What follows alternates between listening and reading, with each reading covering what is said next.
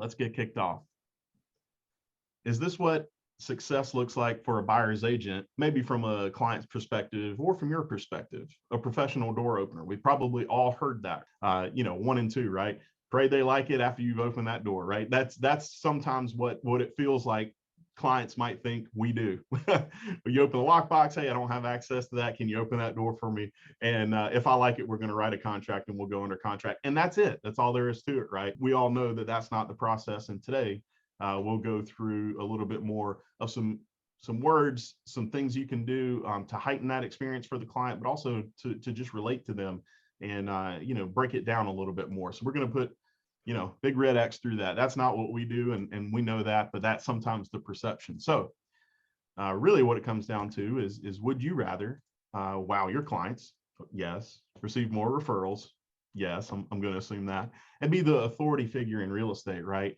And that last piece, sometimes you may not think about necessarily, but really, what we're trying to do there is we want to be the resource when a person, whoever it is, has a question about how's the market, hey, what's going on in this area of town right now, investing, all of those things, right? Which is why we offer all of those different classes here, is because even if you're not an investor and working with investors now, if you had someone who's in your sphere of influence who is an investor, wouldn't you like to have a little piece of information to be able to share with them? And maybe you're not focused on listings yet, but if you're coming to these classes and you're just heightened in on that information, then when someone says, hey, home prices are up 2% over the year over year, you can say, no, they're actually up 11%, or, for that specific market, you would want to know that stat. You being the authority figure, and you're just the resource where people say, oh, they know everything that's happening in this area, right? This general area. We've established this is what we want to do for our clients. And so today's class is going to be broken into 3 sections. Number 1, know buyers and your network. Number 2, know the market and marketing. And then number 3, know the contract and the process. So we're going to try to break it into those 3 and group everything into that scenario so that when we are dealing with clients, they do not think we are just professional door openers and then praying they like it. So that's our goal today. All right, we're going to start off with a little pop quiz. Where do you think the number 1 source that buyers found the home that they ultimately purchased? And please take yourself off of mute. Give me some ideas. There's really 2 that are kind of at the top. So Zillow. Not just Zillow and Realtor.com. Zillow. Okay, so we'll lump that into internet. And Timmy, you said realtor, so we'll jump that into internet. Anybody else have an idea outside of internet? Us. What are we? Us. That's right, Timmy. Us. So number 1. Far and away, right? The internet, which y'all nailed that first. And then number 2, probably surprisingly, is the real estate agent. Sometimes we don't really think that we are the source because we're like, hey, they have all of the information. They can jump on Zillow, they can jump on Realtor, they can jump on my website or whatever it is, the MLS things that I'm sending out. But really, if you think about it, you're the person. And again, if we go back to that other slide about being the authority figure, you're the person who knows the neighborhood, who knows what's being built new, maybe in that area. Maybe they're not familiar with the area, they're moving new to the area. And so you make up a ton of this. And if you look at the bottom, sometimes we have marketing conversations with agents about, where should I market? Where should I put myself out? We'll go into that part later, but I want you to see this stat. They have a star there. And if you look at the bottom, and this is a NAR report from 2021, a star means less than 1%. So print, newspaper advertisement, home book or magazine, and other, I don't really even know what other could be in this scenario, but all less than 1%. So, if you really look at the top, it's you and the internet. 79% of buyers found their home through the internet and through real estate agents. And that's how buyers are finding their properties. Is somewhere on the internet. So we want to be there. How do we do that? We'll check in a little bit later on that piece, but I wanted you to see that. That's where they found their home. What about the first step they took in the process? Think a little bit about that first slide we just looked at, but a little more granular. What did they do before they went to see the property in person? Like, what did they do? They said, I want to buy a home. Call their lender. Okay. Anybody else? Call their agent. There you go. Jamie and Greta just said both at the same time, call an agent. Now think about that last slide. What was number 1? They go to the internet. They look for properties online, right? So those are all the answers right there, right? They look for properties online, which we knew that from that first slide, right? And then you see the second one, they contacted the real estate agent. So lockstep, right? That first slide was internet and you, the agent. The second slide here is what actual step did they first take? Well, they looked online and they contacted a real estate agent. Now, if you look at the rest, that's the whole rest of this slide is 40%. 43% was they went online, and then 18% was you. Far outweighs all of this other stuff, right? 7% contacted the mortgage lender, 6% drove by the home, 2% visited the builder, right? That was kind of surprising to me. I thought it would have been a little higher, but this is a scale of 100.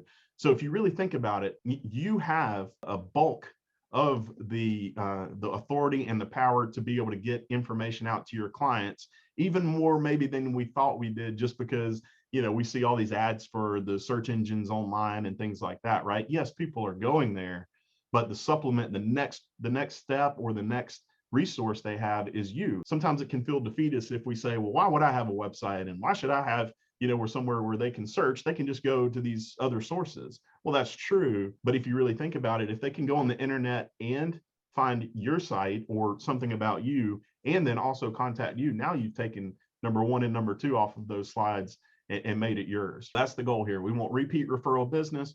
We want clients who are in it for the long haul with us and who refer their friends and family to us. And so those are ways to do that, right? Building that long game and that long-term mindset. What do you think the primary reason, and I promise the whole class isn't pop quiz. I just want to set the table for a few things. Having to relocate.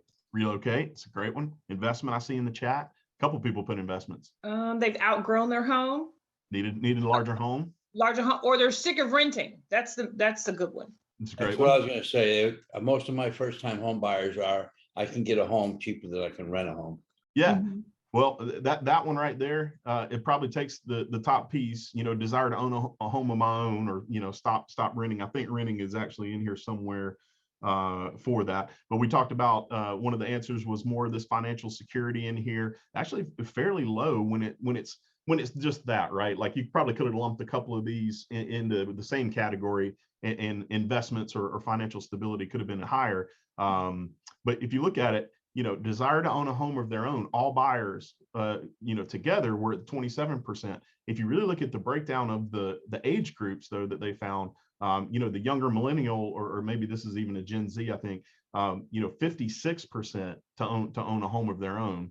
And then the next one was desire for a larger home. So like Timmy said, outgrown. It really is kind of spread out. That tells us that there's not a secret formula. I know all buyers that come to me and I'm going to help out, they're looking for these top 2 or 3 things. What it really means is you have to get to know your clients, right? And have to know their life, their lifestyle, what they're looking to do, not just how many bed, how many bath do you need? Let's go look at property, right? Because we'll talk about it a little bit later.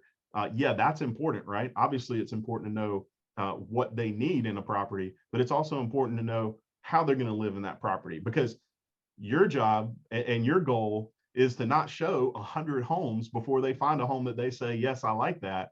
Your goal is to show as few as possible that they really will like and want to move into. But sometimes when you hear it from them and they say, I need all these things, and then they end up buying a property that's completely different than those things, you say, why? And they say, well, it just fits my lifestyle better, right? And so sometimes that ends up happening. We'll talk about ways to do that. The characteristics of a home on which the buyer compromised. So think about this. Think about a buyer you've had. They've gone under contract and maybe they said, I wish I could have got that other property, or I wish this property had this, or I wish something in the purchase of the property were different. What do you think the couple top things are in that scenario? Price. Timmy must have seen this one. Price is number 1. Price is number 1 at 23%. And then condition, they actually compromised on the condition. So you may have a buyer, especially in this market, that says, I need move-in ready. Everything needs to be done. I don't want to touch that property, with a screwdriver or anything. But really, if you look at the stats, it's kind of hard to move locations, right, of the property. It's hard to do the distance and the quality and all of that stuff. And so really where they compromise are the easier of the things to change, right? The price and the condition. They did compromise, like someone mentioned, the size of the property, 18%, the style. which is probably a bigger number maybe than we think, right? When they say, I want this style of property, I've dreamed about it my whole life, and then they buy a different style, of property. If you look at the median age in the group is out here to the right, 47% of home buyers are in this 31 to 55 year range right here. So the older Gen Y millennials and the Gen Xers, that's where 47% of the home buyers are. So almost half, very few are under 21. And then the 22 to 30, 56 to 65 are in the next couple of groups. And then it kind of bell curves out to there. Only more reason to make sure your business is universal and, set for the long term. First-time home buyers. So this is a specific one by age group. And this is our last stat slide for a little bit. 82% are in this 22 to 30 range of first-time home buyers. So really, if you have a first-time home buyer, you're probably in this, somewhere in this range right here, maybe 22 to 40, but the stats are showing most likely you're in this 22 to 30. All right, the people that are involved in a real estate transaction. If you were on the listing class, we talked about this. You've got a lot to deal with, right? When you're working in a transaction, the seller, the buyer, the buyer's agent, the brokers involved, inspectors, lenders, closing attorneys, families and friends. And so the family and friends are at the end of that slide. You can see sometimes those are hard when they say, I'm as a buyer, I'm bringing, my family and friends to this showing, so there's a lot happening in there. And so our goal for this class and for everything really that we try to do here is to break it down simply and make it as easy as possible to remember and implement. We talk a little bit about database. You have the people that you know, and then the people that you don't know. And what I like to say is the people you don't know yet. These are people who, you come in contact with, not only in real estate, not only that they're looking to buy or sell, but also people that you just come in contact with on a daily basis or a monthly basis or a quarterly or yearly. You go to different functions with friends or family or whatever like that. Those are all people that are, again, in your sphere. And we'll show kind of a breakdown here of just how many people that can really be for you. If you don't help this buyer or this person, in real estate, someone else will, right? If they buy or sell a property. And so wouldn't you rather it be with someone who genuinely cares about their success in what they're doing in real estate? And so sometimes we get in our own head, like, I don't have enough experience, or, I've never helped buy a property in that price point or this area of town or whatever. And really, if you just drive it back to the facts and the process we're going to talk about here today, it's not going to matter the price point or the location or whatever the other circumstance is, because really it's about the person, the buyer in today's class that we're talking about, and you, right? And just making sure that you have their best interest at heart, which we know you do. Thinking about who do you know in order to work with, in order to think about helping buy or sell a property or do something in real estate. These are just ideas. There's plenty more than this. And I'd actually like to ask, not listed up here, what are some other ideas? Community service. That's a great one, Rosie. Open houses. Open houses. That's a great one, D-Ro. Ultimately, it boils down to WIFM, what's in it for me, right? That's what they're thinking, as a client, right? You come up to that client and you say, hey, I'm in real estate. They're going to say, great.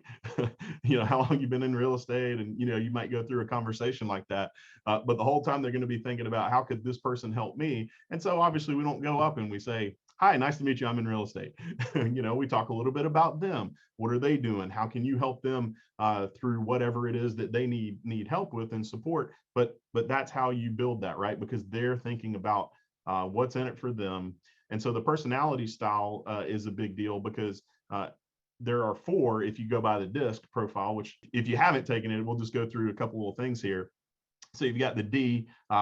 D is for drivers and dominant. So you can see that over here. I is for influence, S is for steady, and C is for cautious. But the high D personalities, this is good for you to know about you and for you to pick up on your clients, right? Because it will at some point affect the relationship. It will affect the just natural human interaction that you have with clients. But high Ds tend to be direct, driven, and decisive. If you go to a high D client and you say, hey, let's review this contract from beginning to end, every line of the contract, they're going to say after the third paragraph, or maybe the first paragraph, hey, how much longer is this going to take, right? They need the highlights. They need the big ticket items and move through it.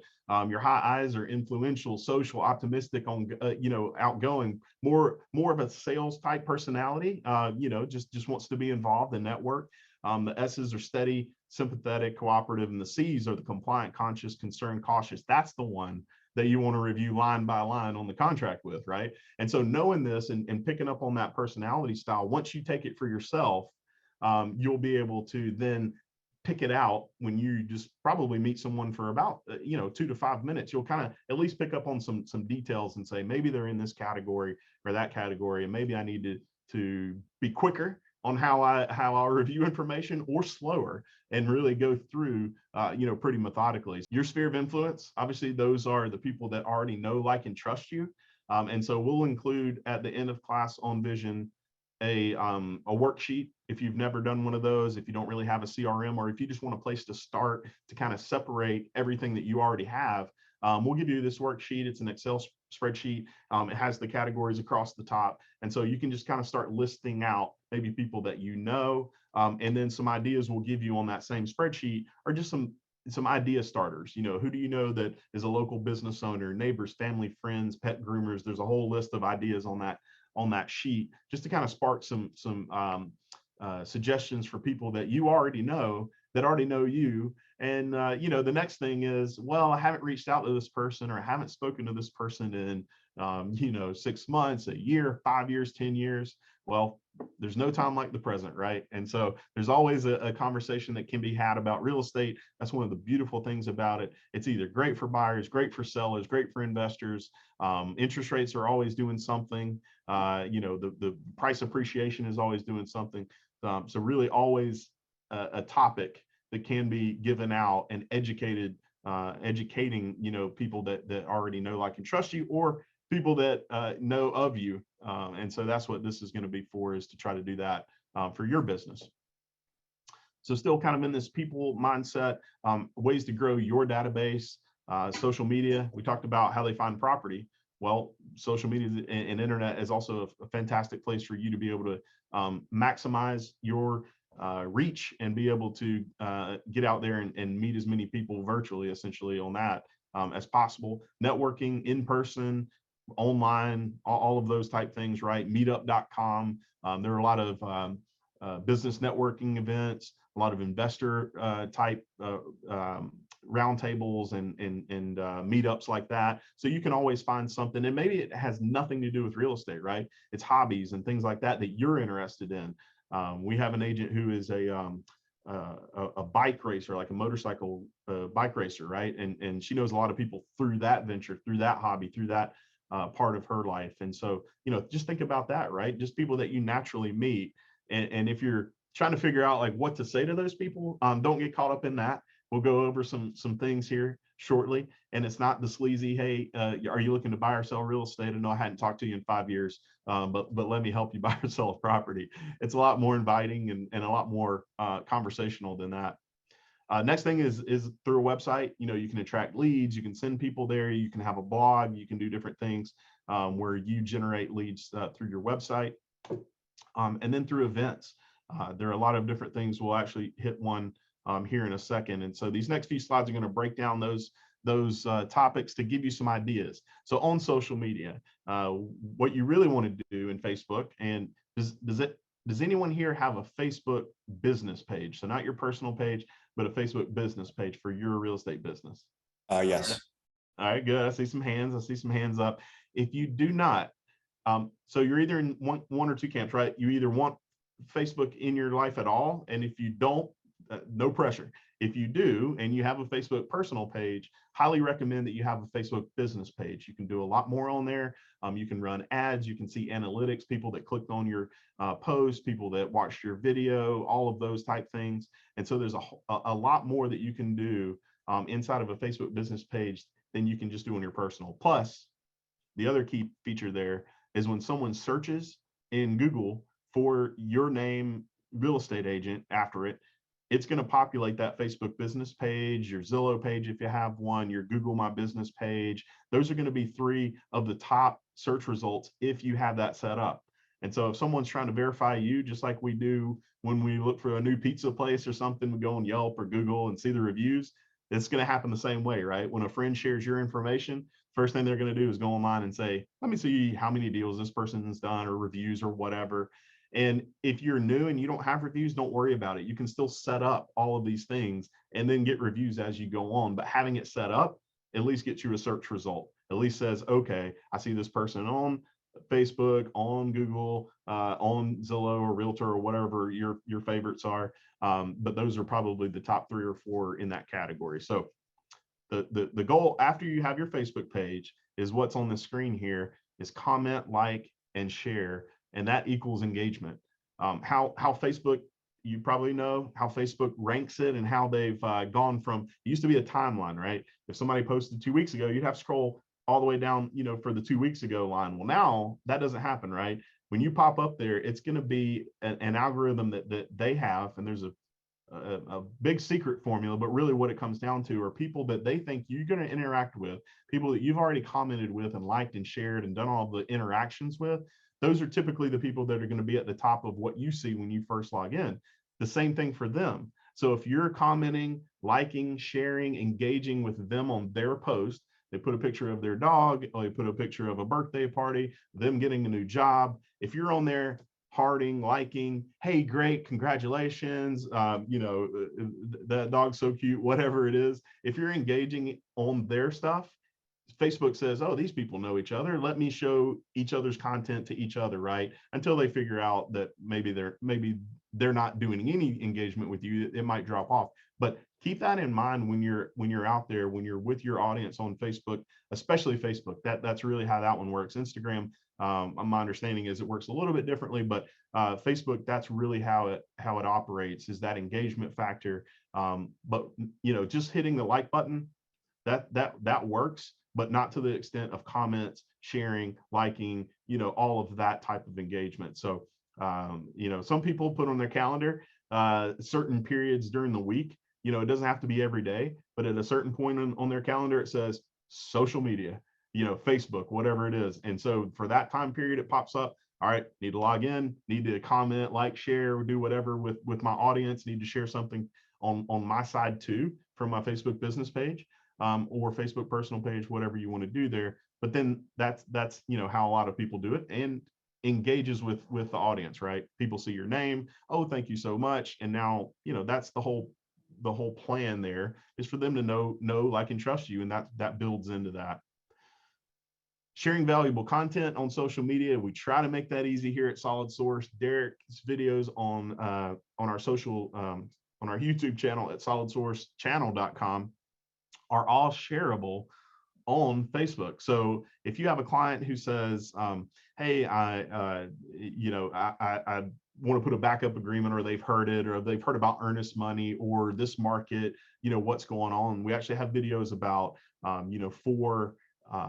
it's called 4 offer terms that buyers are taking out of their contracts, right? Like due diligence, finance and appraisal contingencies, and what that means. Well, Derek's already reviewed that. So yeah, you can do it. You can explain it to your client. We hope you do that. You can record your own video with, that piece of information. But if you don't want to do that, or don't have time to do it, or you just want to share something from the broker with your client, you can go there and just share that video with your client. Now they have the information. You look like the rock star because you shared it with them. And so make sure you utilize that.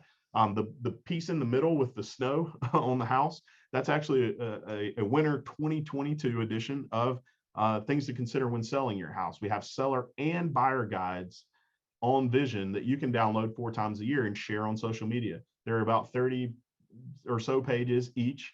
They're really high quality, very, very professional, but the cover of it's going to look just like this. You can share it on your social media. Hey, download this seller guide, download this buyer guide, or you can take a snapshot of a piece of information from there and say, did you know, home prices appreciated this much over in 2021 versus 2020. There's a lot of information that's in those books. I've seen some people on this call actually share these books on their Facebook business pages. So I know that some people on this call already know about it, but that's where it is. It's in Vision. We'll look at it a little bit at the end of class on where exactly it is if you don't know, but it is there. We update it 4 times per year. And then things like the knock program, where we have where they're able to, they run different specials. This one just ended, but they have the appraisal gap clause. They have the Go program if you're a buyer, which we're talking about buy today. So we'll hit that a little bit, but sharing that type of content. And we have a whole resource section on Vision again of social media things with not co-branded that you can share to your audience and your database.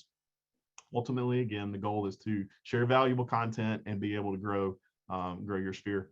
And then the last one, the easy button, is utilizing Agent Icon. I mean, it already comes to your email Monday through Friday mornings. Derek posts it onto the Solid Source communities. And so it's already there. It's a simple copy paste. If you're trying to figure out what you need to put that day on social media, that's all you have to do. And I know D-Rose used this one, but there's actually a service called, I'll put it in the chat box, called later.com. And there's some other ones, Hootsuite and some other competitors there, but most of them have a free account. And what you can do is, say last week's Monday through Friday agent icons, right? You go back in your emails and you're like, I didn't post any of them. What am I doing? Just go to those emails and download those pictures to your computer. Go to a site like later.com, set up a free account, and all you have to do is drag those pictures in. And what it lets you do is schedule the post to your Facebook business page, your Instagram page, Twitter, Pinterest. And so what you can do is say, every Sunday or every Monday, whatever day you have and whatever time you have set aside, it will only take 30 minutes or less for you. And what you can do is just backlog those pictures, and you just drag and drop it into a schedule on these sites, and it will schedule the posts onto your social media. So it's the easy button, right? You already have the content. We're already sending it to you every day. Plus there's a library download in there. If you've already caught up, you send everything every day. There's a library in there where you can download those pictures. So download it, slide it into that schedule. You'll have to link your Facebook accounts and things like that in there. But what it does is, when that time, whatever time you set, it's just going to post that into your Facebook, post it into your Instagram page, and you're not doing it real time. It's just happening from a pre-scheduled time that you already did. So that's a great way to batch, kind of a little cheat code, to get in there and not have to go in every time and post and paste and do that stuff. So you might be a little bit behind in the daily image because you're batching it. But, if you're only 1 week behind, it's not going to be a big deal. You're not going to show snow in July if you're only doing 1 week, delays on the picture. So that's another great way to do it. Obviously, you have the agent icon service on your phone where you can just text a picture of a property. This is more for the selling side, but on a buy side, you have these other options where you can put your picture, and it says your hometown agent, give me a call if you're looking to buy or sell. And so those are other ways that you can market you onto your social media, right? So that part's the easiest, one of the easiest systems I've ever seen that is this professional. And so if you need those phone numbers, again, it's on Vision. I'll show you where it's at, because if you're Solid Source Realty, you have one number. If you're Solid Source Realty Georgia, you have one number, but it's extremely easy to operate. All you have to do is just text a picture of you or a home or a park or whatever it is, and you're able to get back some great stuff that you can then post on social. So that's a big one. That's why it's the first in this grouping for you. The next one is growing your database through your network. So the first one was social media. This one is through your network. Has anyone watched any of the videos when we had, I think, Jeff in here maybe about a year ago? I mean, he put some great videos on our YouTube channel. So again, another plug for our YouTube channel. Not just real estate, earnest money, that type of content, but also things to help you think about how to grow your database and not the X's and O's of a contract necessarily. We have a series from Jeff Henderson on there, and the best one, in my opinion, is the one that I have up here, turning good intentions into reality and sustaining it. And so that's the title of that one. You can download these slides, on Vision, so you don't have to write that down. But what he talks about in there is what he calls +1 in your business. When you're reaching out to your database, maybe you set some time aside each week, Monday through Friday or Tuesdays and Thursdays, where you just pick up the phone and you just reach out to people that are already in that list that we looked at earlier, right? That's what a lot of successful agents do on buy and sell side, is just have dedicated time that they reach out to people, right? And it's not, hey, you're my current client, this is what's going on in the contract, but it's more, hey, I'm just calling to check in on you, and we're about to talk about things you can say to them. But in this +1 scenario, what he talks about is you've made 3 calls that morning. Let's do a +1. Let's make 4. Or I've contacted 2 old buyers, 2 previous buyers to check in on them. Let's just do +1 and check on 3, right? And so just +1ing those types of things in your business. And then what he states in there, this is what to say, right? This is what you say on those calls that we're talking about to be able to grow your business is, who do you know that I need to know? Like, once you have that relationship with that person, and then would you recommend my business to a friend today? So those are 2 big things. You'll see in a couple of slides that that's also in a book, not written by Jeff, by another author, similar pattern there. But really, if you're looking to grow your business and your network, that's how you're going to do it, is through the people that you already know, like, and trust you. And so that's a great way to think about those. Now, that's not what you're going to lead with. We'll talk about that here on this slide. So you're talking to someone maybe on the phone, maybe someone you haven't seen in a while, or maybe someone you intentionally set up a meeting with, to have coffee with or dinner with, or you're seeing at a reunion or something like that, like in a social setting. And it's, what can I do for you, right? We talked about WIFM, what's in it for them. Well, this is kind of keying in on that, right? What can you, as you today here, do for that person, right? What do they do? What do they have? Do they have a business? Do they have, pets, or a hobby, or a function that they're involved with? What can you do for them, right? And how can you help them? Ultimately, you're doing it out of a generosity side, but ultimately they're going to also flip that around and say, wow, this person really, is involved in helping me with this thing. What can I do to help them? Typically, that's the response. Sometimes it's not, but typically it is.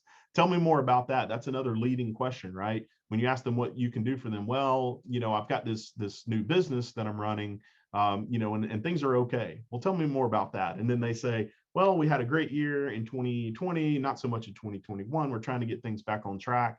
And so, another leading question, just something easy for you to remember, that's really, again, all about them and all about their information to you. What's important to you about that? So asking that person what's important to them. And then leading more into real estate. Did you see your neighbor's home just sold, or the home in that neighborhood, or the biggest properties ever sold in Atlanta, or whatever, right? There's always something you can plug in there to be able to kind of start talking to them about real estate. This one is more geared towards sellers, but if they already have a home and you want them to help them buy a home, then obviously they're going to need to either sell first or buy and sell at the same time. And so that's where that question would come in. Have you ever thought about selling? And is there a price that you would sell? The easy button here is to remember something like FROG or Ford, F-O-R-D or F-O-R or F-R-O-G.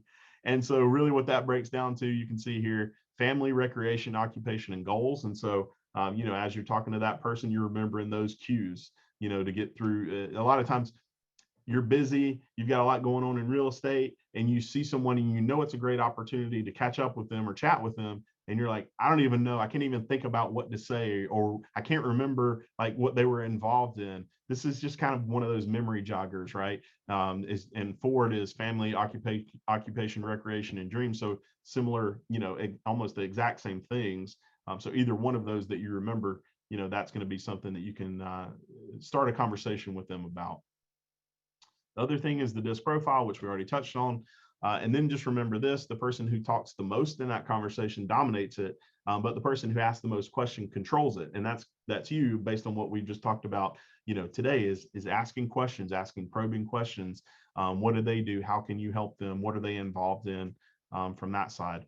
And then the last piece, we did touch on this too. If you're reluctant about reaching out to people, you're thinking about yourself and not their need of a great agent like you, right? You're thinking, oh, I don't want to bug them, or they probably are at work or whatever else. If they're going to buy a property, they're going to buy with someone.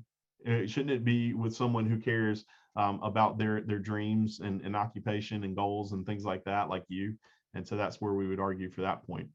This one kind of picks up a little bit of what we just talked about with Jeff, where he says, who do you know that I need to know, that type of question.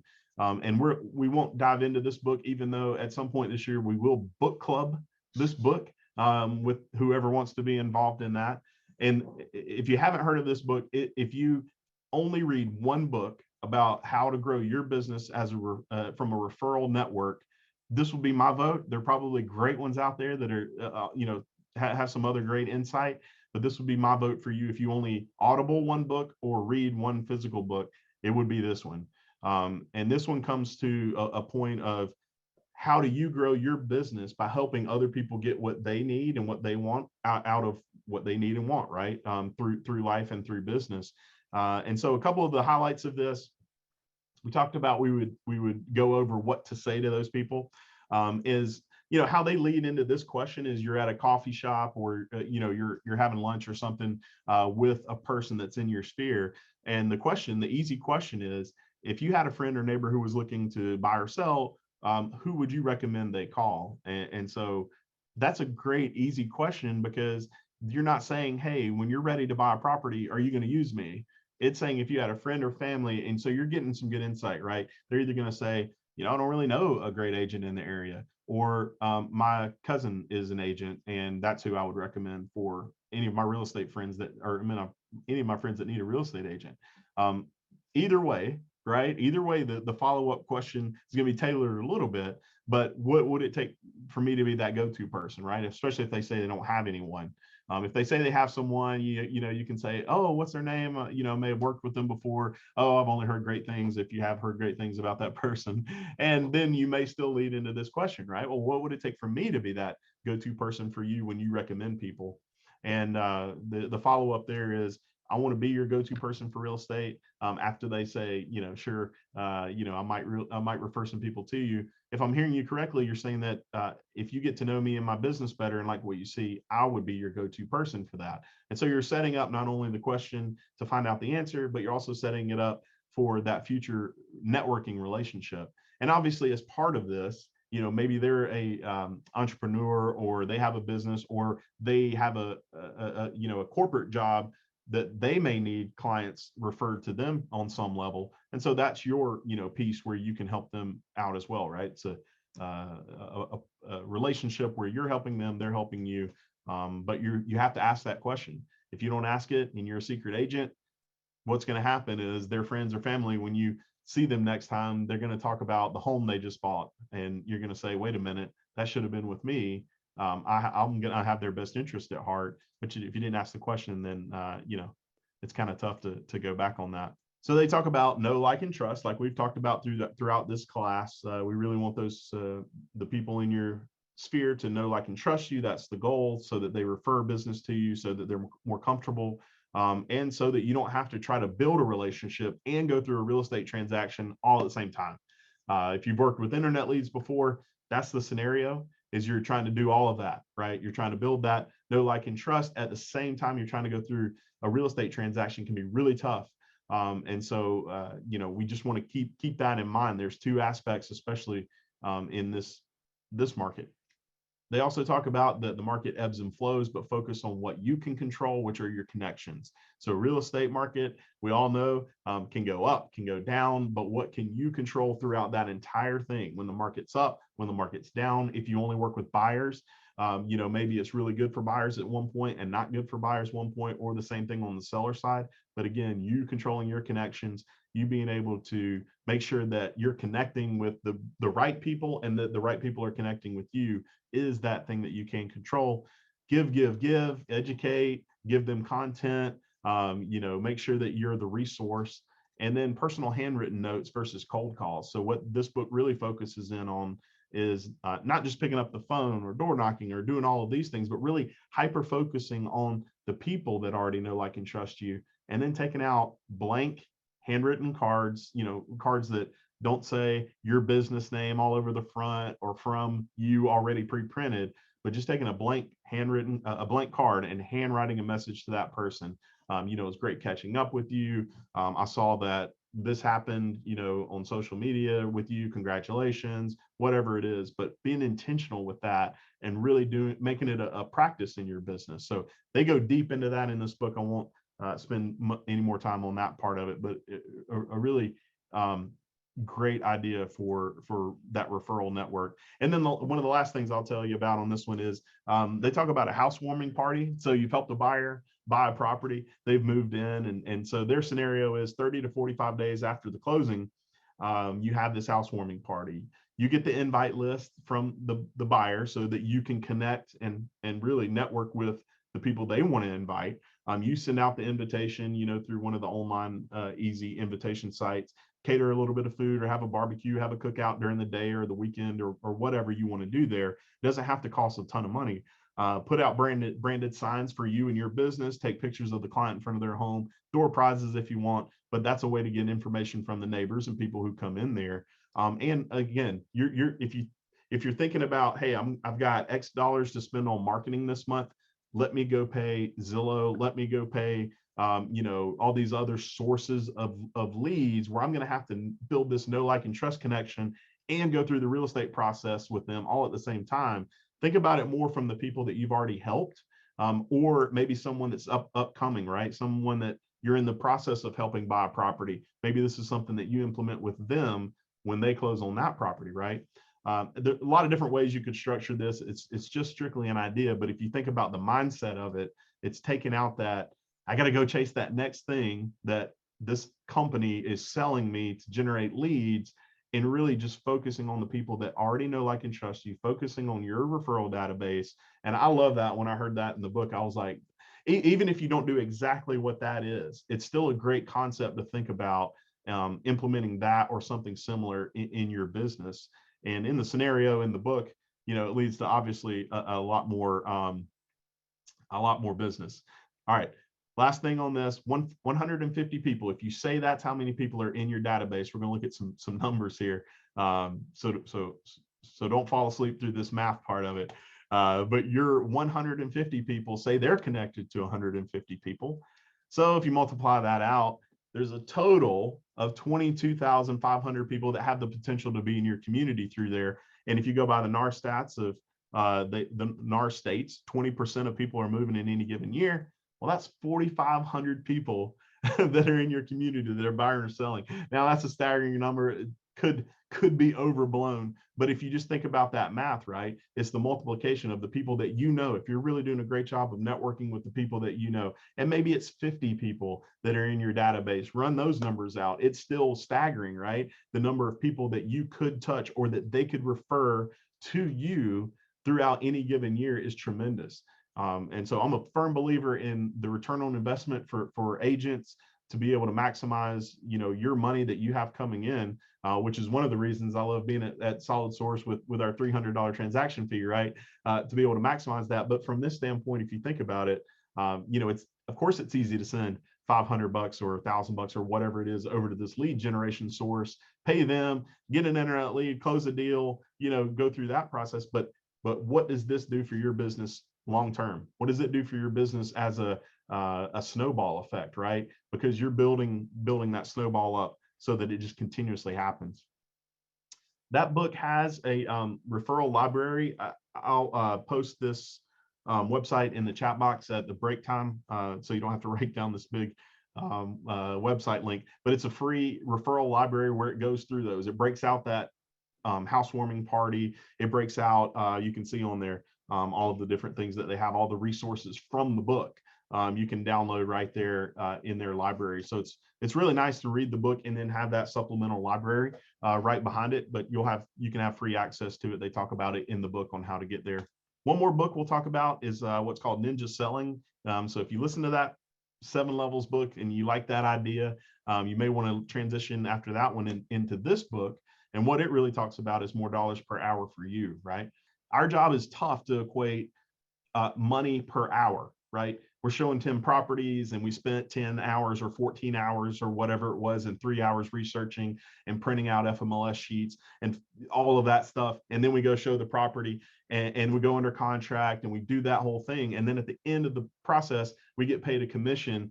Typically, we're not taking that commission amount, seeing how many hours we were involved with that client and saying, I got paid X dollar per hour for that transaction, right? But it really is a great practice if you can think about that as you're going through it, right? Because what you really want to do is maximize that dollar amount, right? And how do you do that? It's through processes, it's through systems, it's through making every time you work with the buyer the same, right? This is what I do.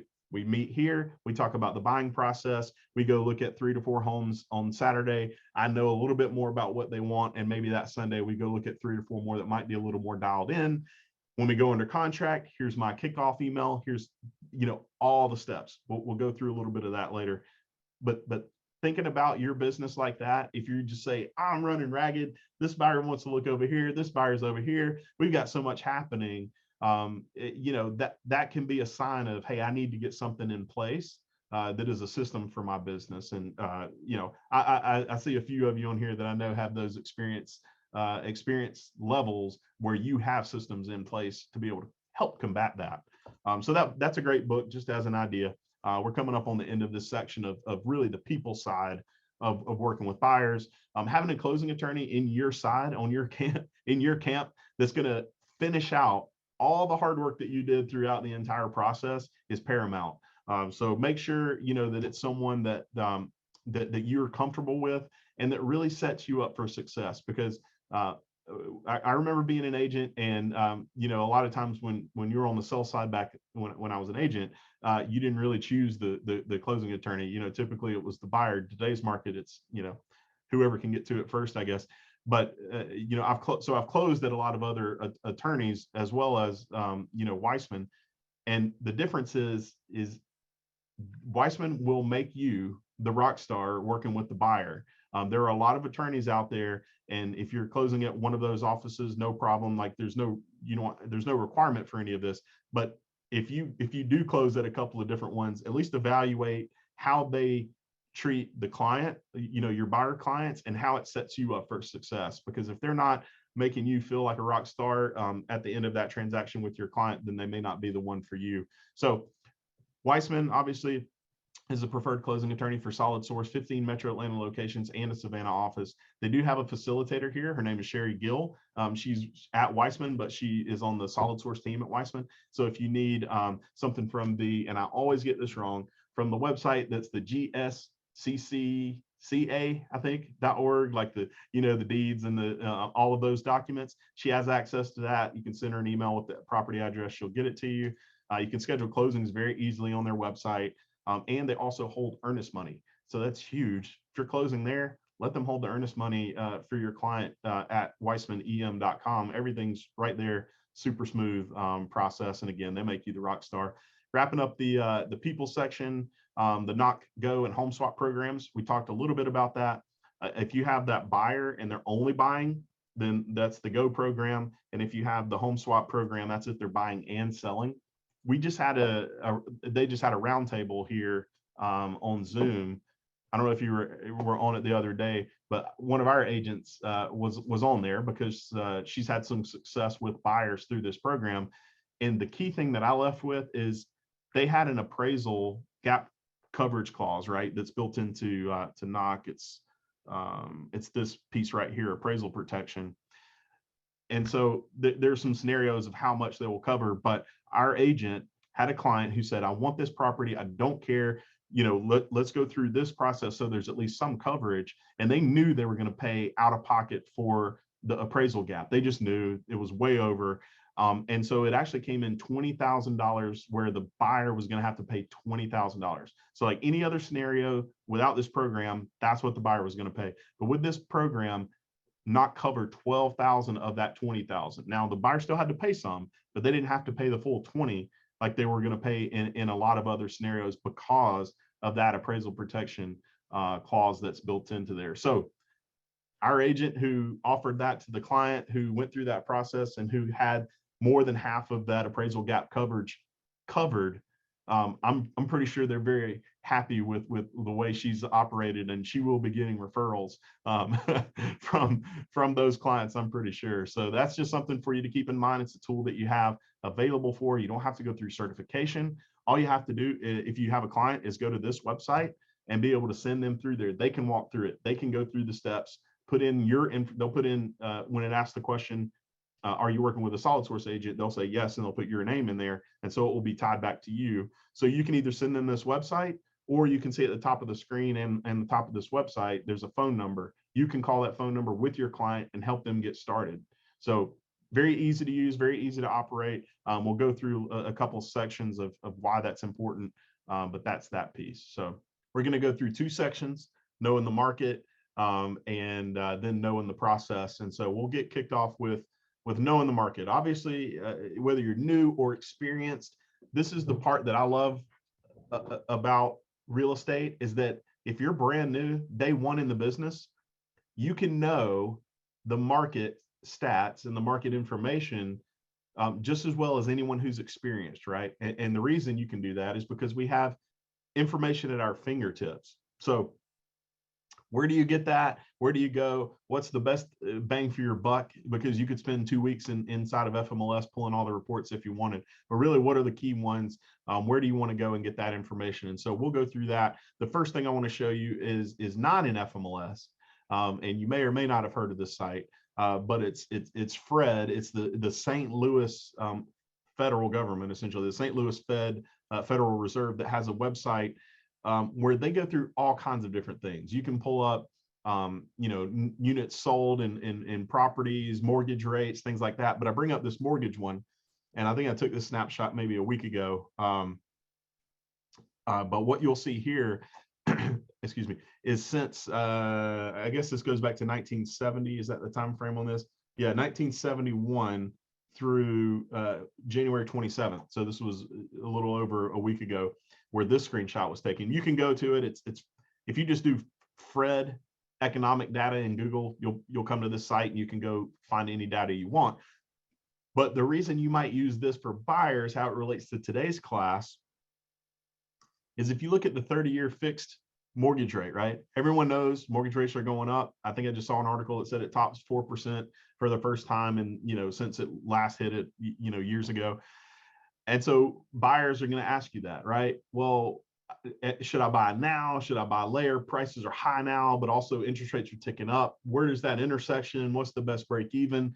And while we can provide data, and I would love for you to send them, this piece of information to show them, listen, 4% isn't scary. 7.5 is where this chart starts, all the way up to, I think it was, I forget the exact number. It's like 18 something. I think there were some people who said they saw 21s and, stuff like that during this period of time. So, giving your buyer maybe some perspective, especially if they're in that first time buyer group, like we looked at the beginning of this class, may give them a little bit of perspective that, look, if we really hone in on this last little part here on this chart, it's historically low, right? If you pull this little sample and run it back across the entire time since 1971, it's still the lowest that it's ever been in like a 5-year period. So you can drill down on this chart. That's why I like it, is if you had a client who was asking you those questions, maybe they're that more cautious or steady personality that wants to know all this stuff, show them this on your computer, zoom in on the last 5 years, zoom out, for all of these years, and show them really what's happening. So great information for you to know, great information for them to know, but that's where you will find that. And then knowing the market through inventory, we'll show on FMLS how to do that, but this also, you can drill down into counties on their website. And so if you like this graph better or whatever, use this. If you like the FMLS graph better, use that. If you like Georgia MLS better, use that. The point is to know the market and know those stats, right? So how do you know the market? You're going to preview properties, MLS stats and reports, new construction, and neighborhood updates. If you do all of those things, you're going to have a really good pulse on what's happening in the market, your neighborhood, the neighborhoods you want to service, the areas you want to service. Maybe it's the whole general Atlanta metro, whatever you're looking at. If you do these things, this will drive you to success in those categories. And so we'll break those down really quick. So how do you preview properties? If you've never done that before, you may say, oh, I just contact the listing agent, or how do I start this? Well, in both of those, FMLS and Georgia MLS, there's a schedule of showing, just like you schedule for a client. There's actually a button there that says agent preview. And so you can set up a showing where it's just you, the agent, going to see the property. Obviously, you can attend open houses and broker open houses and things like that. But if you want to go scout out a property, maybe there's a client coming in town, and that whole list of 50 you want to get the jump on it and help narrow it down. They say, all right, we've narrowed it down to 20. And you say, well, based on that conversation we had, I don't think they're really going to like you. And what I would do too, back to that conversation we had with Timmy, is that if they do give me, a breakdown from the 50 to 20 or 10, and they say, this is what we want to go see. If you ask them to rank based on what they know about the property, right? They obviously haven't seen it, but if they could rank it like 1 to 10 or 1 to 20, then you could probably say, listen, I know we're not going to get to 20. Let me start at the top and go through and really look at those properties, right? So you look at 1, 2, and 3, and maybe on number 3, you look at it and you say, well, that doesn't have a fenced in backyard. They said they want fenced in when they move in, for that property to be there. And so maybe you bring that up and can help, facilitate. Or maybe it's a property you can't really tell online, so you schedule an agent preview. You go out to that property, take a look at it. Maybe you, show them like a picture of the backyard and say, listen, it wasn't on MLS, but this is what it looks like, right? It's really hilly or slanted or whatever. It's not going to be great for your animals or kids or whatever it is. And so that's how you would do that, right? You previewing the properties that you're going to go out there and see. So that's one way to know the market. The next way is through all of the stats. FMLS and Georgia MLS are loaded with stats. Which ones are important? A few is the answer. The biggest one and the best one is the absorption report. If you do not know how to run this, we have a video on our YouTube channel of how to run it and a breakdown of that. We talk about this report in every class. If you come to all of our classes, you're probably like, of course, I knew you were going to say that. I'm tired of hearing about it, but it is the best one. It's the best all-in-one report.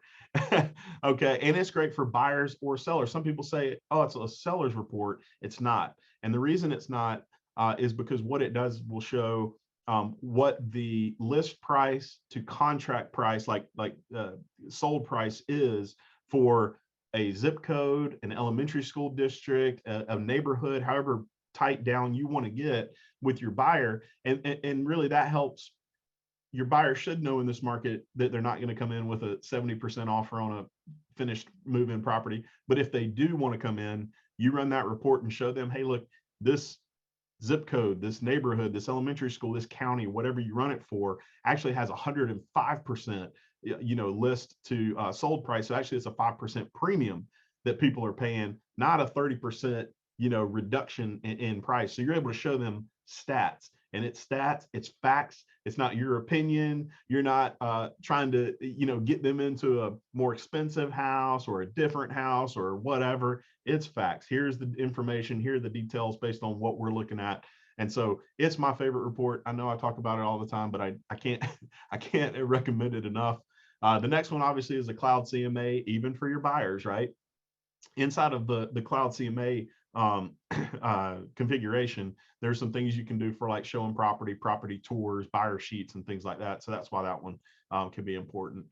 Fast Stats is inside of FMLS. All of this is in FMLS under the report section, but Fast Stats is in there, and you can actually drill down per county. And when you click on the county, it'll actually break into a zip code. So if you want something like in the far right, like a one sheeter that just goes per zip code, and you want to give that to a buyer, that's kind of a general overview. The report looks nice. It's that type of report. The absorption report is just raw data. You have to print it through the internet, browser. It's not pretty. It's one of those that you print out and you take your pen and your highlighter, and when you're meeting with your client, you circle numbers and show them. It's that type of report. But both really good. Both have their place. And then market stats, we do that for you, put it in Vision. Each county has this breakdown, so it'll be a little video like this. It drops the numbers in. So each month we put those up for all of the counties. Renee actually does that for us here at Solid Source. And so you'll see that in your Vision accounts. I'll show you where to get that. And that's more of a way to show those stats in your social media campaigns. So knowing the market, new construction. This website right here, from what I know, has all of the ones that I can remember ever searching for. And so it's a whole new site. It's not an MLS tied site, but my understanding is the builders feed into that like they do most of them into Zillow, but they have to have like an agreement to be able to feed into that. So you may find like some builders, maybe some smaller builders aren't plugged into that, but this is a good site, newhomesource.com, if you're looking for that new construction, or going to the builder sites if you know that a builder's popular in that area and just searching it out, because this can be an untapped area for inventory, right? Sometimes, like we just said, you may not find it on the MLS, and typically a lot of times what the builders will do on FMLS and Georgia MLS is they'll put one property in either as a finished product, right? Or they'll put it in there once it hits drywall phase if it's an inventoried home, right? Like one that's not under construction for a person. Sometimes they'll just put a sample from like Arizona and they'll say, you know, this is not Atlanta, this is Arizona, but this is what it might look like. So use all of those is the point. The FMLS, Georgia MLS, New Home Source, driving, you know, builder sites, Zillow if you have to get to that point. But this is these are ways, you know, that you're trying to unlock some inventory for your clients, right? Maybe some that and you'll have some clients who say they won't consider new construction, and we're going to ask some questions here in a second of your clients to be able to get to that point. But there are some clients who will not buy new construction because they want that charm of a older home or something like that, you know, and maybe it's in a historic district or something like that. You just can't have it, you know, new construction like that. So previewing those homes, you can go in, right? You can go to those neighborhoods, preview those properties, just check in at the front. If they have the doors locked and they don't have kind of an open house policy for their inventory homes, just check in and say, hey, I'm an agent. I just want to preview a couple of these properties and go see those. Then you can relay that information back to your client, you know, meet and greet with the people that are there. And so that's where we say, you know, some possible secret inventory. Neighborhood updates.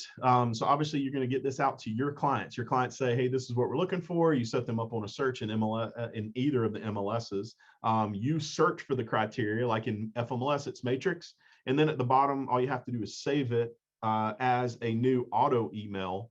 You can also save it as a saved search, so it's on your favorites tab. But if you do the auto email, you can copy yourself. And I highly recommend that, because what's going to happen is you're going to send this out to clients and they're going to call you and say, or text you and say, hey, really want to see that property at 123 Main Street you just sent, because it, you know, the whole email is like from you. And you're going to say, uh-oh, what property? Let me log in. Let me go here. Can you send it to me? And instead of all of that, all you have to do is look at your phone or your computer email, and you'll see that you were copied on there. It will say neighborhood update for whatever. And then you can pull it up maybe while you're chatting with them and say, perfect, I see this property right here. I see what you're talking about. Let me schedule some time and let's go out there. Because we all know today, in today's buyer's market, if you see this property today and you schedule it for 7 days from now, it's probably already closed. You know, so we got to get out there. We got to look at this property. We need to get at least in front of it instead of, you know, way late. One more key point on the neighborhood update is you can select daily, but if you see down there on this tab right here, it says ASAP. So that means a listing agent put the property in, it's in that neighborhood or criteria, boom, it's going out to your client and copying you on it. This is actually the fastest way for your clients to have access to properties, okay? So the rebuttal against, oh, I'll just use Zillow, I have my own search set up, is listen, this comes directly from the MLS. No matter how fast Zillow updates, it comes MLS first and then goes to Zillow. So just a little word to you to be able to make them understand that what you're sending them is the fastest way to see a property hit the market. So we're going to talk a little bit about marketing. There's some very ingenious ways of being able to market yourself if you want to. You can see from here. I do like the QR code he had on there. That's kind of next level. So agent icon, you have that. The cloud CMA, you know, you think about it being marketing, it is marketing because it's got your information on there. The buyer and seller guides, the market stats, and social media. So we hit on those items a little bit in detail earlier, but just keep those in mind when you're marketing for yourself. And then HomeSnap. Does anyone here use HomeSnap when they're showing properties? It's the best way to show property when you're out there with your client. If you don't, you know, if you don't want to print those 10 FMLS sheets, and maybe you print just the initial page to give to your client, and you have your tablet or your phone or your computer, if you want to go that route, and you pull up HomeSnap, you can pull everything from the MLS right there, but it's in a nice little neat package. Schools are in there, property lot lines are in there. It is one of the most efficient ways for you to show property and have all the stats at your fingertips, and you have an included account so with FMLS, so there's no charge for you to be able to utilize that part of their service. They will run ads for you if you want to generate some more business. That does cost you a little bit of money. I think one of the ads there charges like $3 a day to run on Facebook and stuff like that. So if you want the easy button, then that's HomeSnap to run ads for you if you want to market yourself that way. Through the website, we offer a service here, KV Core. It's a really easy website to use. It's a lead generation site with a smart CRM. You'll see this example here. On the left, you would search for a property on your website. On the middle part, you would post that link in your Facebook business page. And then when someone clicks on it, once they see it on Facebook, once they click on it, it's going to drive back to that website. And after they look at a few pictures, it's going to pop up and say, log in and get full access. They put their info in. Now that drives back to your CRM. You'll have access to the full IDX website search, and you can share your website with your clients, get your picture on it and things like that. But that's the easy button to be able to generate leads. We talked about Facebook business page earlier. We have a step-by-step guide on our solidsourcechannel.com on how to do that. Here's where I really want to dive in. So if you copy the URL, post it there, that's how you see that information. But this could be some ideas for you to generate. And I know D-Row has done this.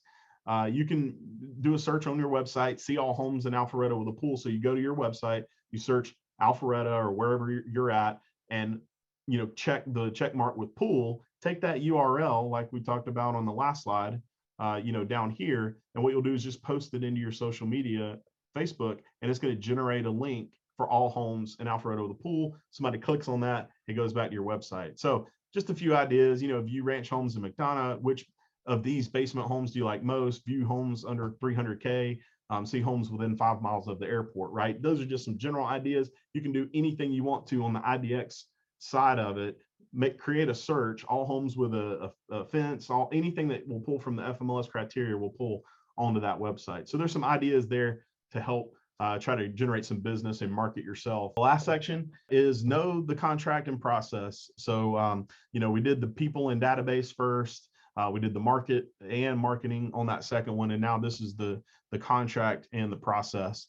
And so the first slide here is to be the guide, right? Like we want to be the Mr. Miyagi and let our clients be, Daniel's son in the process. One of my favorite movies, just by the way. All right, well, let's talk about this piece, how to spot a bad agent. This is not an article that we've written. And what it really talks about are a couple of things. If dropping the ball in communication, if you find yourself waiting hours or days for your agent to return, calls, texts, communication, that's one of the ways they state it. And then a style that doesn't mesh well with you. And if the agent tends to sugarcoat situations. So if you really think about those three things and what they really boil down to, it's being responsive, being professional, and being honest with your clients, right? And so if you're new, sometimes it can be tough to think about being honest with your clients and saying, that list of 50 homes that you have, there's no way that we can go look at 50 homes in one weekend. And plus you're not going to remember 50 homes. And so you have to think about those ways and think about some of the things that we're talking about now. You are the guide. You are the person that they're coming to help, or that you've requested that you're able to help them. And so you have to set this up for them, right? And so that's one way to do that piece. The style part, we talked about the disc profile, so how you mesh with them, and then returning their calls and text, having something. It doesn't have to be that you're always 24/7 watching your phone, waiting for their text message or phone call. But in some ways be responsive. If you're going to be out for a little while, put an out of office or one of the auto responders on your text messages, or change your voicemail or whatever, so that they're not thinking that you're just not replying to them, right?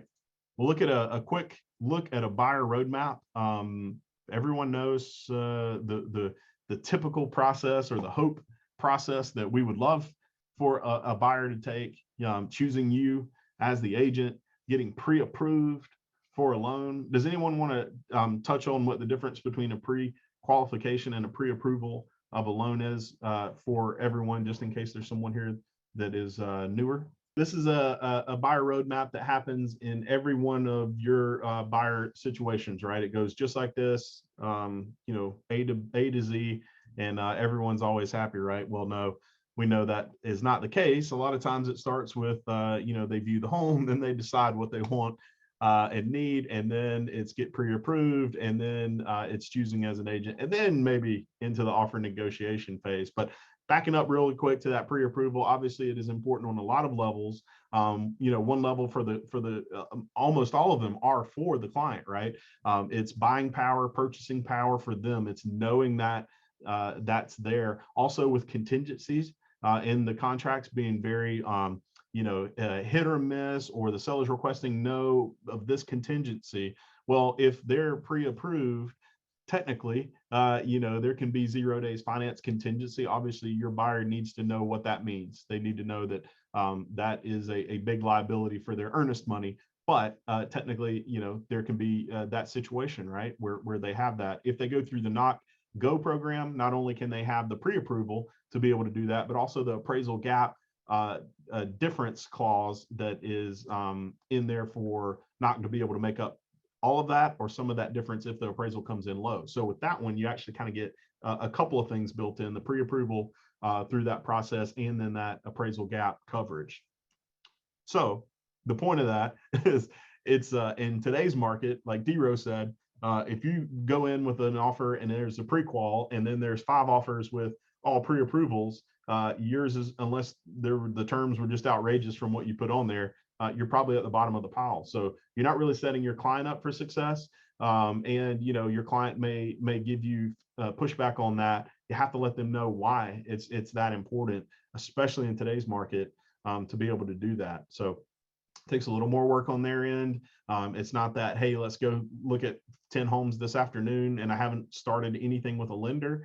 It's we'll go look at some homes, but let's start this ASAP, because if we find a home that you like, we're already behind the 8 ball because someone else has already gotten their pre-approval. Someone else is already looking at that home fully ready to go. And if we don't do that, and we decide on Saturday at 7 p.m. that we need to write an offer, the chances of us getting something in before the deadline Sunday morning at 9 a.m. is going to be pretty tough. And we don't want to be against that. And plus, your time is valuable too. And so, we want to make sure that everyone's involved in that. Initial buyer consultations can go a lot of different ways, but essentially it's a meet and greet, learning about buyer goals, whether it's at the property you're first showing them, or at a coffee house or something like that, where you're actually able to sit down and have a conversation. And then the ultimate thing is, how do we help them with their goal, right? What are their goals? What do they need from this? And so if you just remember the 80-20 rule, in this 80-20 rule, it's 80% about them and 20% about you. We all know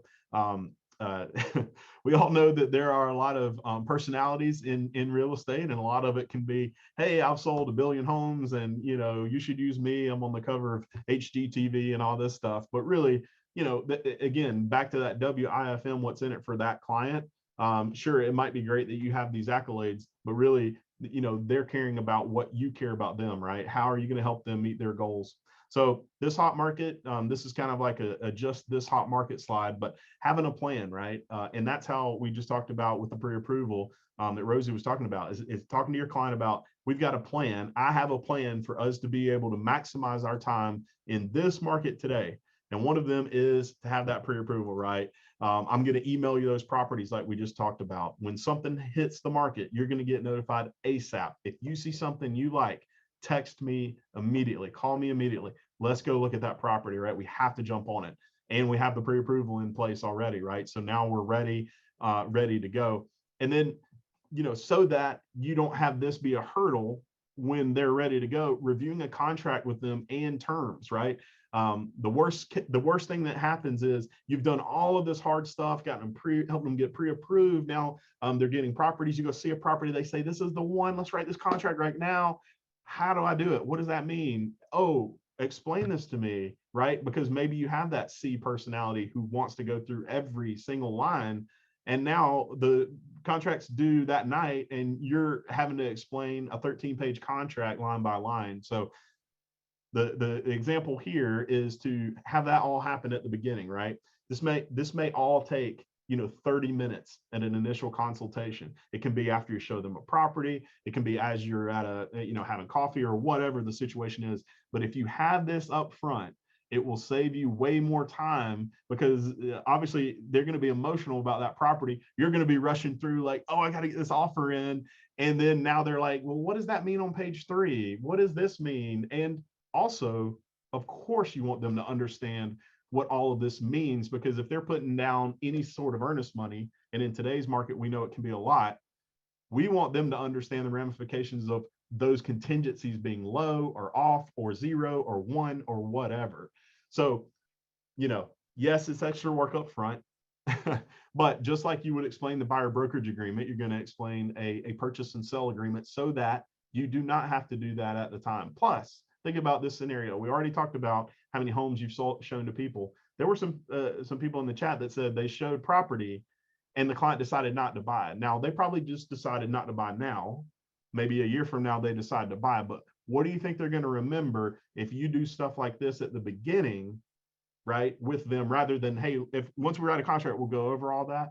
If you do it at the beginning, they're going to remember, wow, they went over all of that with me already. There's no way I'm using another agent, because my agent in 2021 or early 2022 already went through everything. Now we just have to find a property, and now I'm ready to go. So, you're setting yourself up for success, and it's your professional system, that you have.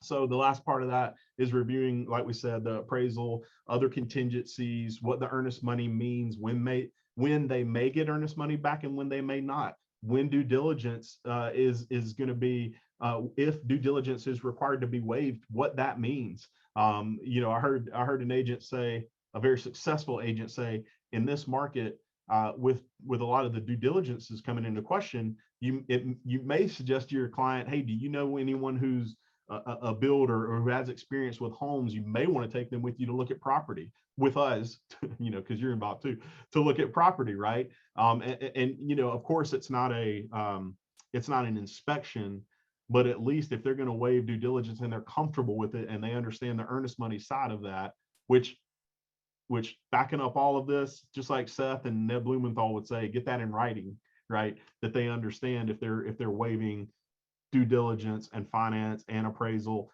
all of that their earnest money is likely up for grabs, right? And so having that just in an email where it can't be like, you never told me I was going to lose $10 to $20 to $40,000 of earnest money. So yeah, so that was a this market thing. Now we'll kind of get back into the groove of working with the buyers. These are sample questions. You'll have this on a slide. What city? These are the facts, right? These are the facts for the client. What city? Bed, bath, schools. You need to be close. Is move-in ready? Or are you okay fixing things up when you move in? Maybe it needs just carpet and paint, or are they okay replacing the kitchen cabinets if needed? And then, are you open to new construction? And what are the top things you might have? Again, these are facts. There's a whole list of these you can ask based on your client, but that's the fact side. Now, the lifestyle side, like we talked about a little bit earlier, is maybe a bigger piece depending on the person. They may say, I need 4-bed, 3-bath, but their lifestyle tells you they need 5-bed because they need 2 offices at home, right? They've got 4 total people and they need 2 home office, right? All of those things are going to come into this. But what do you like to do in your downtime? You like to cook at home. That might be something, right? Maybe they didn't prior to the shutdowns, and now they love to cook because they've done it. Or maybe it's the opposite. Maybe they used to love to cook and now they've eaten so much of their own they don't want to anymore. Whatever the answers are, just think about these types of questions. Do you work from home? Do you like to entertain and barbecue and do all of these other things? What are your hobbies? Do you have animals? Do you need fenced in yards? But more driven not from the how many bed and bath do you need? How many of this? Because sometimes they don't know. We talked about that earlier when y'all were working with some of your clients. You're like, they told me they needed this, and then they moved, 40 miles away. They told me they needed this, and they bought a completely different house. We looked at that, didn't we, on those stats, where it showed, what they ultimately compromised on, right? Was all of these things. And so, again, you're the expert, but what these 2 slides will do is save them and you time when you're in this process. Which leads back to the dollars per hour when you really, compute all of that, right? So we want to make sure that we're maximizing everyone's time in this whole process. So representation, we all know what an exclusive buyer brokerage agreement is, and we all know how important it is, right, to the entire process, because not only does it lay out a lot of fine details on how you'll be compensated or the broker will be compensated, but it also lays out the relationship between you and the broker and the client, and ultimately what information can be shared.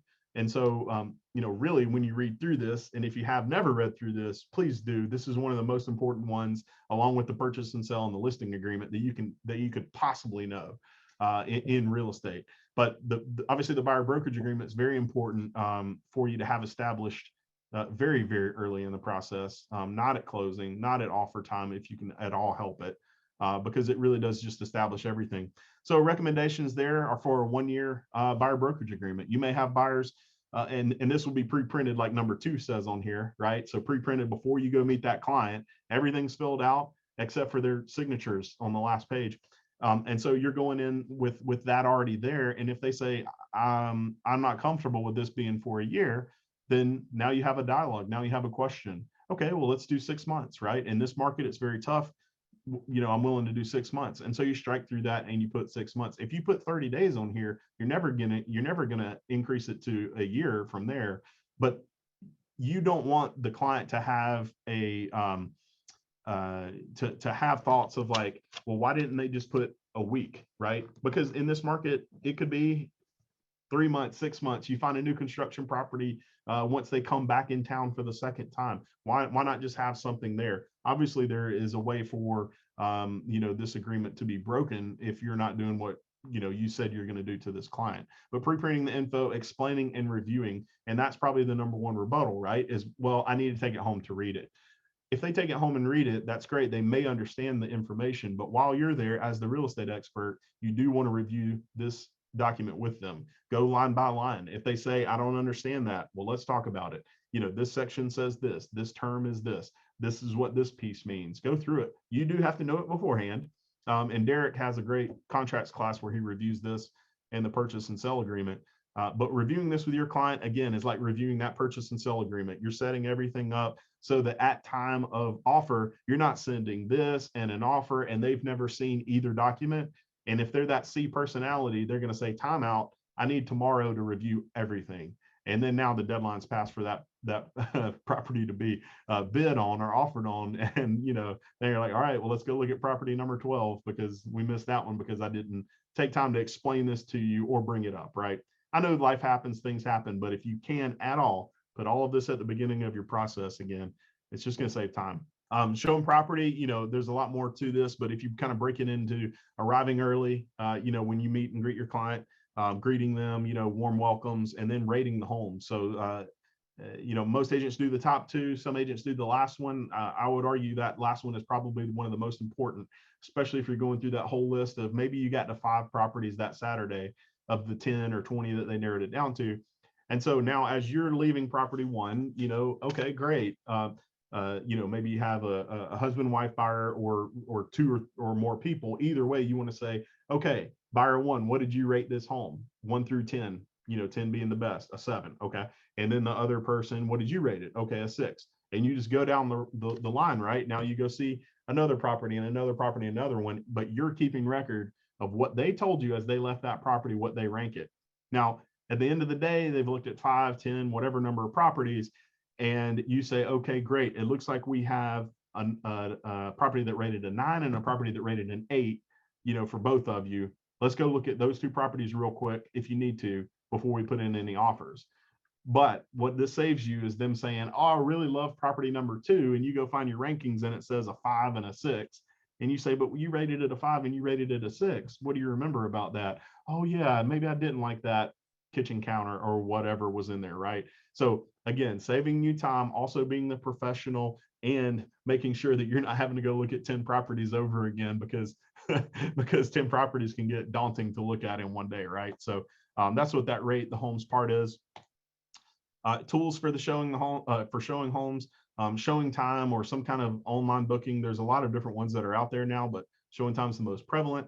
And so you can book, request, a showing there. If you cannot get a reply on that showing time, text the agent, call the agent. The goal here is to get in there if your client wants to see that property. And sometimes there are agents who are not as responsive. And so it may not be a case of that property's under contract or whatever. It just may be a case that they're not as responsive. And so you have to, continuously try to do that. So showing time request, text message, you're going to need an e-key, obviously, to show the property. If you're brand new and you don't have this, let me know and we can show you how to do that. It's also in the onboarding we have here at Solid Source. And then having a tablet, that you can write on or type on and paper, so you can do the ranking. So you can talk to your clients about what they really liked about that property.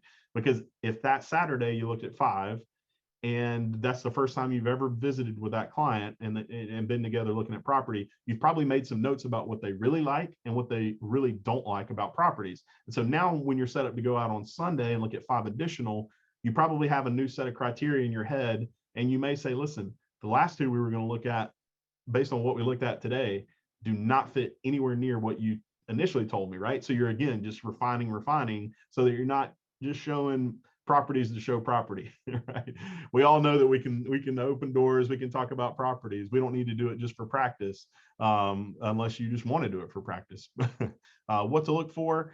This is what your buyers are going to look at. Oh, wow, look at that kitchen, look at the countertops. But you as an agent, you're probably going to be a little more focused on, is the roof 25 years old? Are the windows 25 years old? Is the plumbing leaking? And I saw it on the seller's property disclosure.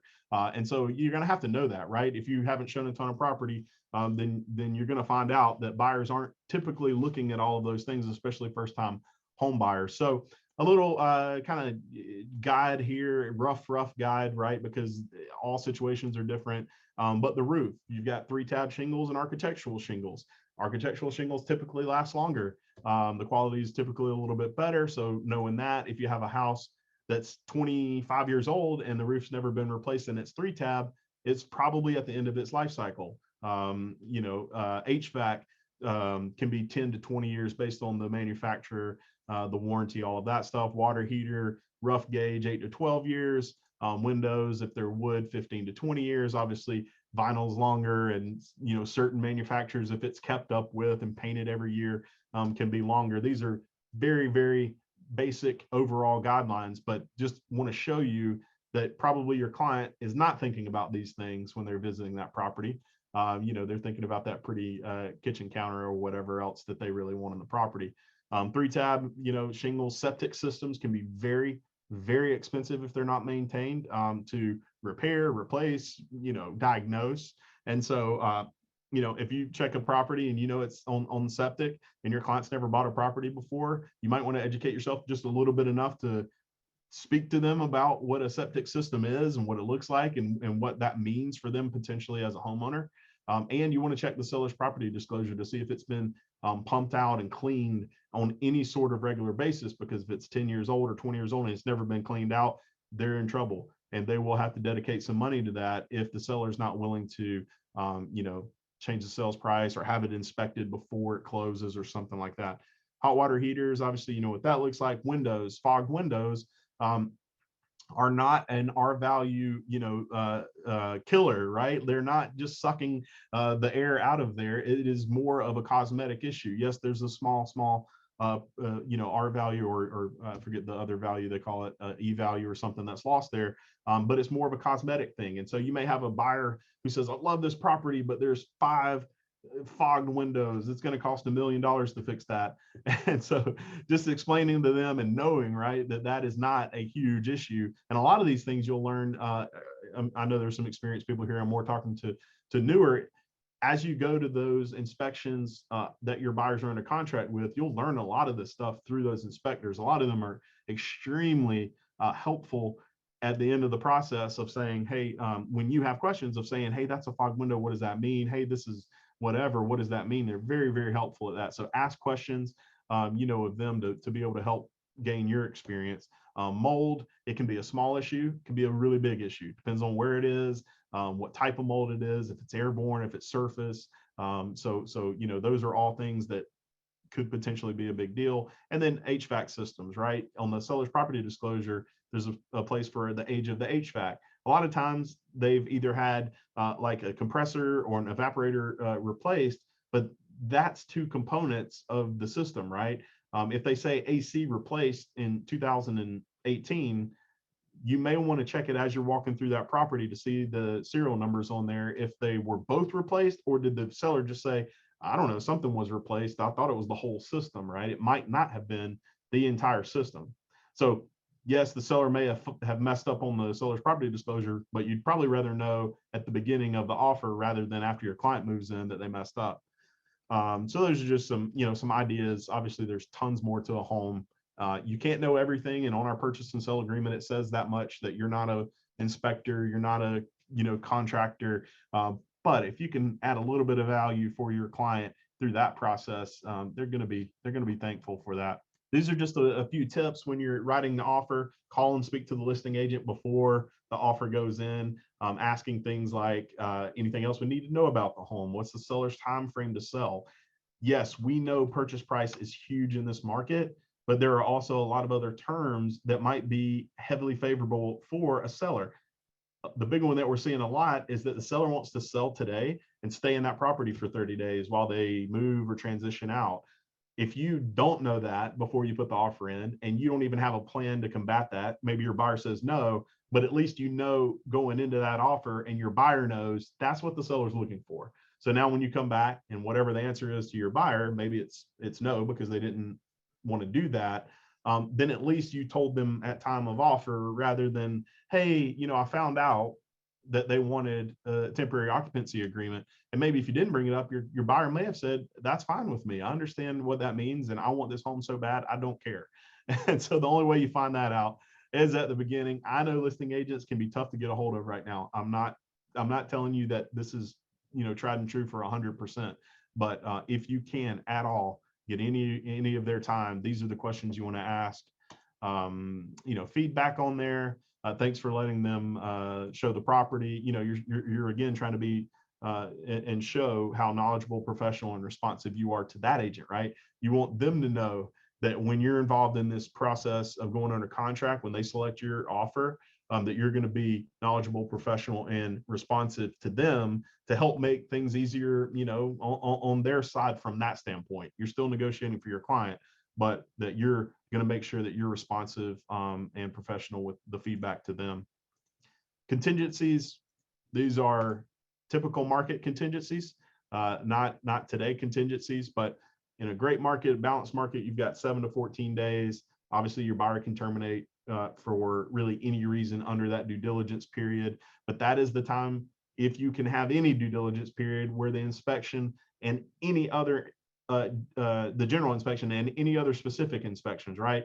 If the HVAC is 25 years old and never been replaced, maybe you mentioned to your client, well, you would want to mention to your client on the under contract kickoff email, which we already have printed up for you, that they may want a pool inspection, septic, roof, all these other things. If there's something else on the property, that's unique to that property, you would want to include that. But these are responsibilities for your buyer to be able to get and pay for. Financing in a balanced market, 21-28, appraisal, same thing. Financing, obviously, we talked about a little bit earlier with the pre-approval. That's going to help speed up that time frame. And so you always want to ask the lender, how many days do you need for a finance appraisal? If they've already had the pre-approval in hand, it could be 0. Again, go over the rules with your clients about what that means. Appraisal, we've already talked about that too. So now you're under contract. You're going to send them that email that we already have uploaded on the Vision. You can send whatever you want, but on that email, it outlays their next steps: earnest money, scheduling the home inspection. And so that's already on there for you. Always recommend multiple vendors on the home inspection. That's our tip to you, is because the moment you say, hey, call my friend Jeff, he's the best, and then one client, in a little bit has a problem with Jeff, now it's going to be like, hey, you told me to use Jeff and he missed all these things on this inspection.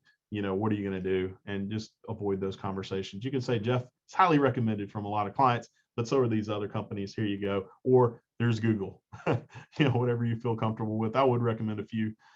Add contingency dates to your calendar and set up a meeting invite with your client too, right? So how you can set a, remind me on my calendar, but also you can put someone else's email in there and send it. Do that for your clients for due diligence ending, finance contingency ending, and set a reminder out on everybody's for 2 days prior, right? So that when their earnest money is due, they get a reminder 2 days before, and they see it on their calendar, earnest money due this date, and you see it on your calendar. And then the same thing for finance, appraisal, closing, any key important dates that happen in that contract, you can have set up as a reminder for them and for you on calendars. You would check in with the lender. Obviously, you'll send them a copy of the contract when you go under contract, and check in and make sure that they have everything that they want and that they need from the client. Sometimes you do have to help them get things or spur along the client. So you definitely want to be involved there. Schedule the closing. You do take care of that. Sometimes, that can be overlooked as a new agent because maybe you didn't understand that piece, but you do want to schedule that closing as early as possible, right? Towards the end of the month, the closing attorneys get really, really booked. A lot of people try to get that closing in right there, right before on the 31st or the 30th, whatever the last day of the month is. So be very careful if you haven't scheduled the closing yet and you're trying to get something in a couple of days towards the end of the month. It may not happen. So that's why it's important to do that. And then you want to drag and drop your contract into Vision. The contract kickoff email looks like this. It's in Vision. And so we'll show you where to find that. You can use whatever you want, but this is one we've already put together. Essentially, it's just a template. You fill out anywhere the gray boxes are, congratulating the buyer. They're now under contract to purchase a home at this address. Here are the dates. Here are your next steps. And so it puts everything kind of in a nice little neat package. Scheduling the closing we talked about at Weissman, how to do that. And then you have a final walk and closing. Now, I think Timmy and I have had this conversation before, but anyone else, how many final walkthroughs are there? So 1 or 2 is the question, right? I mean, this is up to you. This is up to your clients, but I strongly recommend, like Donna put up 2, I strongly recommend 2. Yep. One, if you think about it like this, you're going to closing at 11 a.m. this morning. Hopefully you're scheduled at a closing attorney that's semi-close to that property. Weissman's got so many locations, you're probably going to hit one on the way. So before closing, 11 o'clock closing today, let's go by at 10. Final walk the property for the final walk. Now, the seller may have moved out. Let's see, today's Friday. The seller may have moved out Wednesday. Whatever happened in between repairs at the beginning of the contract and Wednesday, we want to go check on that, right? Make sure that the roof got repaired or whatever. And you may actually go out before that if they've already moved out of the property, but you'd like for all of their stuff to be out so you can see it, see the floors, see everything that was covered up maybe by furniture. And so that's your first final walk. I know final is one. And then you go for your second final walk right before, and hopefully it's not going to be that long. You're just verifying that, the rain that came through or the wind that came through or whatever, could have happened between the time you last were out there and the time of closing, that the property's still in the same condition. And you can go out for that last final walkthrough right before closing. But the problem is if you find something, if you find that the mover scratched the floors or made a hole in the wall, or the sellers didn't repair the things they said they repaired, now what do? Closing's in an hour. Really, the only thing you can do is recommend to your client that we don't close. Now, maybe they also have a home to sell and it's a double close. I mean, there's so many bad things that can happen that 1 hour, 2 or 3 or 4 days before the second final walkthrough can solve. You've got time. You can talk to that other agent and the sellers and say, listen, we see where this happened. We need to, or this didn't get repaired, like you said got repaired. We're going to need to figure out something to amend the conversation, to amend the contract. So you just have time, right? That's what that gives you. So that's where my opinion on 2 works. And so, or a tree falls, so many things, right? We've all seen it. We've all been on a final walkthrough and seen something, right? Right before closing, right? Like something happened in the property and your buyer is freaking out. Closing's in an hour. What do? And now you're at the closing table. It's contentious, and we're not going to fix that. And why? Let's try to avoid that as much as possible, right? So, all right, spent too much time on that, but just wanted to really hit it. Closing, you'll get a clear to close. You'll see it. The lender will call it CTC or clear to close. Those are fantastic words to hear. That means you're ready to go. The buyer's ready to go. They're ready to close on that property. You might get it 2 days before. You might get it the morning of closing. Whenever you get it, it's great news. So you want to arrive early, cheer on your buyer. Gifts and cards are optional, but it does go a long way, especially if there are two agents in the room, buyer, seller agents, and buyers and sellers, and you're the agent who's giving some form of a gift. It doesn't have to be elaborate to your clients, and the other side isn't. Maybe you've got a potential future client there on the other side. Pictures and reviews, reviewing all documents prior. The closing attorney should send those out. If you don't see preliminary statements before closing, I wouldn't wait 30 minutes before closing. So the day before, you should be able to get a preliminary statement. Just go through and make sure purchase price looks right, earnest money looks right, commission amount looks right, all of that stuff, right? So you're just checking that off before you get in there. And if you have never reviewed a settlement statement and you're unsure, our in-house attorney, Hema, used to be a closing attorney at Weissman, and she has a video on solidsourcechannel.com where she reviews it line by line. Now, that video is in depth, but if you have never been to a closing and don't know that form, you'll watch that video and say, I'm an expert now. And so now when you get this closing docs, you'll be able to review it and really help your clients there. Plus you'll know it, right? I mean, we all want to know what's happening there. And then the follow-up side. So contacting your client, a week after, right? They bought that property, they moved in. Hey, just want to check in, see how things are going. Again, this is building that long-term relationship with them. It's a great time then to ask for referrals, and we talked about what to say. This is just the short and sweet, anyone looking to buy or sell, but really you're asking those questions we asked earlier. If they would recommend you to a friend or family if they were looking to buy or sell. And then sending them a CMA or something, a handwritten card on their home anniversary, right? It's a great time now if you had a buyer a year ago, or 2 years ago, or 5 years ago, to be able to send them a CMA today and say, the value of your home is skyrocketed. If you're ever thinking about selling, I'd love to come over and give you a more accurate CMA, great speaking with you or whatever, but sending that a physical thing in the mail. If you're really technically inclined, you love technology, there's a way to do that where you record, where you build the CMA, right, through Cloud CMA, and then you record yourself like on a Zoom, reviewing that Cloud CMA, and then you send that video to them, or you have a virtual meeting where you review it. So a lot of different ways you can do that, but the whole point is just keeping in touch and giving them that information. So these are the ends of our presentation, but I want to go over with the downloads that we're going to give to you inside of Vision so that you know what's there. This is one of my favorites. Success is where preparation and opportunity meet. So, we talked about the process. We talked about having all of that in place. And so now when that opportunity comes, you're ready for that success.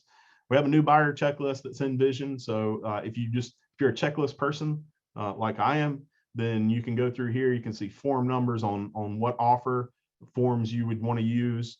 And when you're under contract, kind of what the next steps are there. What do you want to schedule after that? There's even ones like check with the lender on the dates, review the inspection report with the buyer. So we try to break it out as much as possible on step by step. Obviously, every transaction is different. This does not incorporate every single transaction you'll ever have in real estate on the buy side, but it's a great starting point. And if you have any questions about any of these things, you can always contact me or the broker team and say, hey, I see this is, part of the process. What really does that mean? I've got a buyer in stage 2 and I'm thinking about already stage 4. What does that mean, right? We obviously want to help you understand that so that when that time comes, you can help your clients. It even goes through resources at the bottom. So sample contracts package down here. All you have to do is click on that, and there's an actual GAR contracts package that we filled out for training purposes. So if you've never filled out a GAR contract or you just want a refresher, you can go there, download those documents, and see one filled out like a fake, sample contract to be able to go through there. There's a final walkthrough checklist in there and the buyer kickoff email. So you'll have all of this inside of a document inside of Vision. We also have closing best practices that are listed in there. So again, if you just want to have a general overview of how the closing goes, that's what you'll see inside of this document in Vision. And then a transaction checklist. So this is not just for buyers, but if you have a residential purchase, sell, the closing and commission document. So this is for GAR or RE forms. If you're using the RE forms in FMLS, you've got that here, or you've got the GAR numbers. All of that's here. And then again, some more resources down at the end, working with buyers, working with seller PDFs. So there's a lot of information inside of here that you'll have access to, but that's what those pieces are.